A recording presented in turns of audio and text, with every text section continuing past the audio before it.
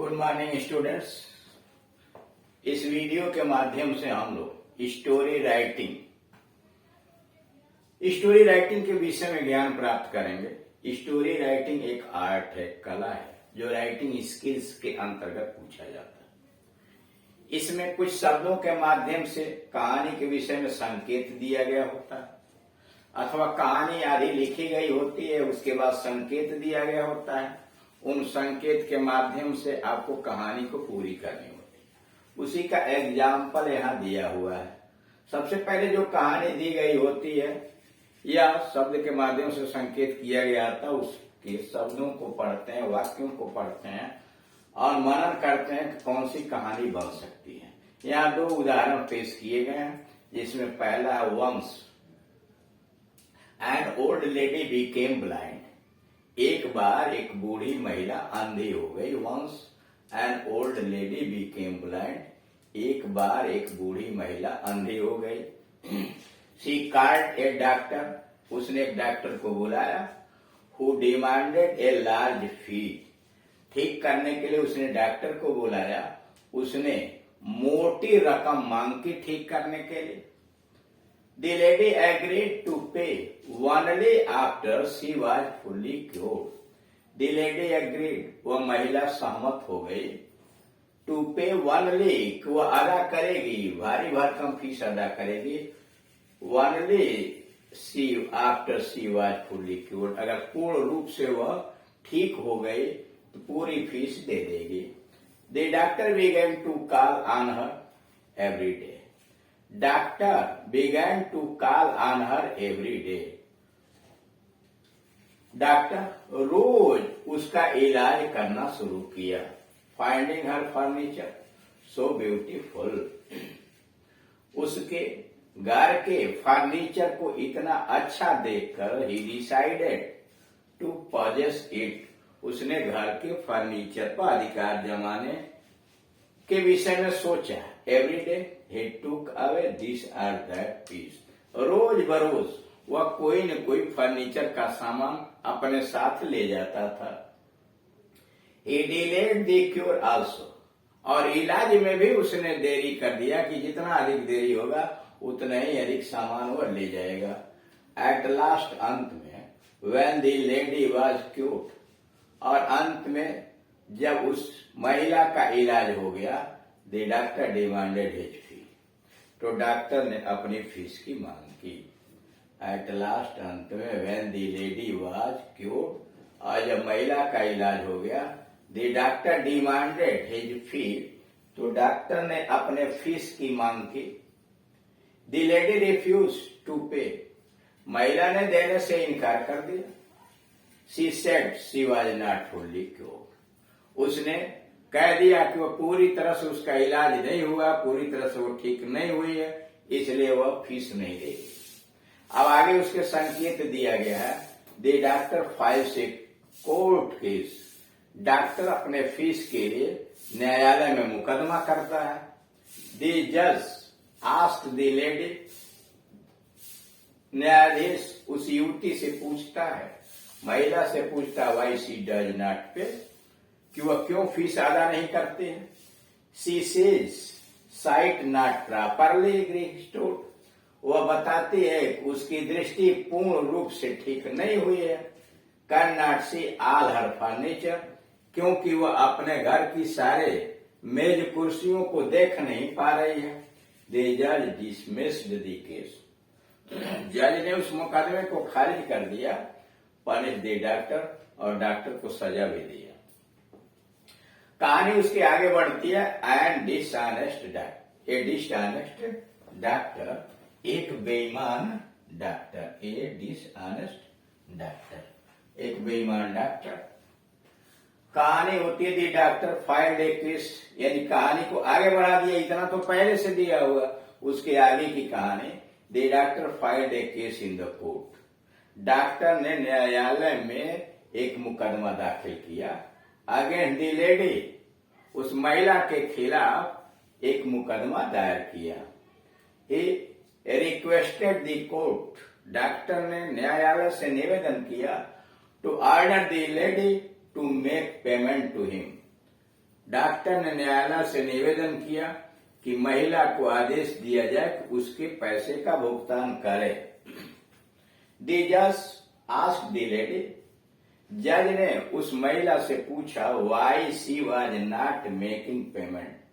जज ने उस महिला से पूछा कि क्यों डॉक्टर की फीस वह नहीं अदा कर रही है। Why she was not making payment to the doctor, वह डॉक्टर की फीस क्यों नहीं दे रही है। The lady said that there was a contract between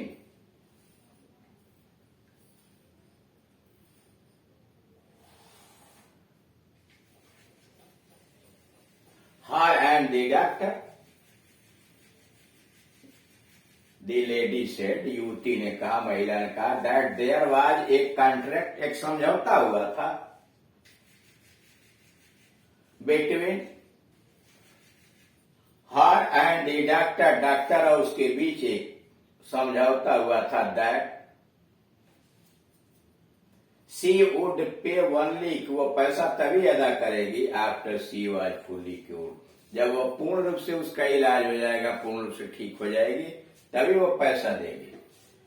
she continued that she was not fully cured, और उसने कहना जारी रखा वो पूर्ण रूप से उसका इलाज नहीं हुआ, because she could not see her furniture in her house.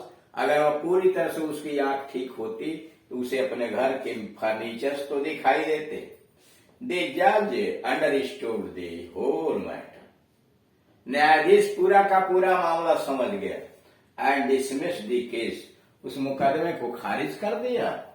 And punish the doctor, और डॉक्टर को उसने सजा भी दिया। किस लिए? For his dishonest game of theft, इस चोरी के बेईमानी खेल के लिए डॉक्टर को सजा भी दिया। अब दूसरी कहानी शुरू होती है। देयर वाज एन एलिफेंट, एक हाथी था। देयर वाज एन एलिफेंट, एक हाथी था। He daily went to a stream, वह रोज एक नदी में एक सोते के पास जाता था। टू quench his thirst, अपनी प्यास बुझाने के लिए, यानी पानी पीने के हाथी रोज झरने के पास जाता था। On the way, रास्ते में there was a tailor's shop, रास्ते में एक दर्जी की दुकान पड़ती थी। On the way there was a tailor's shop, रास्ते में एक दर्जी की दुकान थी। The tailor was kind man, दर्जी दयालु आदमी था। Whenever the elephant passed by his shop, और जब हाथी उसके दुकान से गुजरता था। Whenever the elephant passed by his shop, जब हाथी उसकी दुकान से गुजरता था।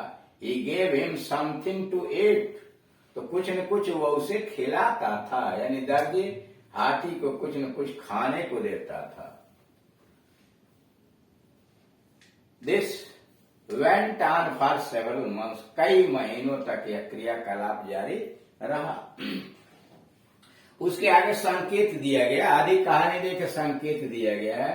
संकेत में वन डे, एक दिन, दी टेलर, दर्जी, समवेयर, कहीं, मतलब एक दिन दर्जी कहीं चला गया था। His son in the shop, इसका मतलब उसका पुत्र दुकान पर उस दिन था। The son naughty, पुत्र बहुत शरारती था। The elephant, हाथी, shop in shop put his trunk, the shop, कहा the elephant shop put his trunk, हाथी जब उस दुकान पर आया तो उसने दुकान में अपनी सूंड बढ़ाई। दी सन ए नीडल ट्रंक, पुत्र ने उसके सूंड में सुई चुभो दिया। द एलिफेंट ग्रेट पेन, हाथी को बड़ा कष्ट हुआ, पीड़ा हुआ। आफ्टर क्वेंचिंग थर्स्ट, प्यास बुझाने के बाद, filled as with muddy water, सूंड में उसने कीचड़ वाला पानी भर लिया।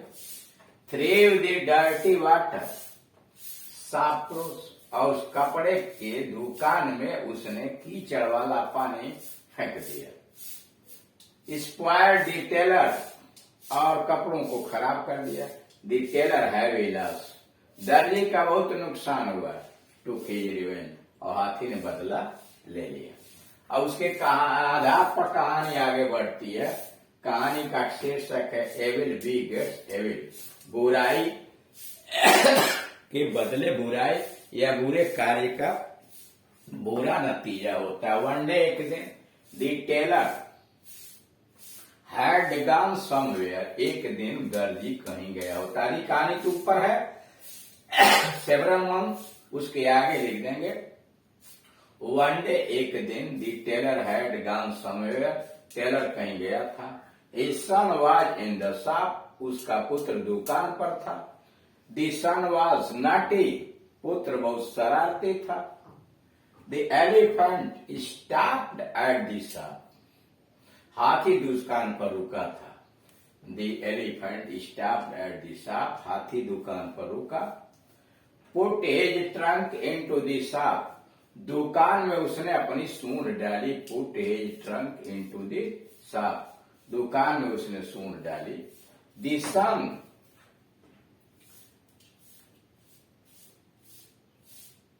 पुत्र ने thrusted a needle in the trunk, उसके सूंड में एक सुई चुभो दिया। The son thrusted a needle in the trunk, पुत्र ने उसके सूंड में सुई चुभो दिया।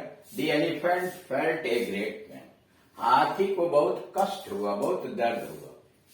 आफ्टर क्वेंचिंग हिज थर्स्ट, अपनी प्यास बुझाने के बाद, he filled, उसने भर लिया। he filled his trunk with muddy water, प्यास बुझाने के बाद हाथी ने सूंड में कीचड़ वाला पानी भर लिया। and threw the dirty water in the shop, और ले जाकर के वह गंदा पानी दुकान में फेंक दिया, छिड़क दिया। फिर सुनिए, आफ्टर क्वेंचिंग हिज थर्स्ट, अपनी प्यास बुझाने के बाद, he filled his trunk with muddy water, कीचड़ वाले पानी से सूंड को भर लिया। and threw the dirty water in the shop, और दुकान में गंदा पानी छिड़क दिया। all clothes were spoiled, सारे के सारे कपड़े बर्बाद हो गए। The tailor suffered a heavy loss, दर्जी को बहुत नुकसान हुआ। The elephant took his revenge, और इस तरह हाथी ने अपना बदला चुका लिया। यानी दिए गए संकेत के आधार पर कहानी का निर्माण करके अपनी भाषा के अंतर्गत कहानी को पूरा कर देते हैं।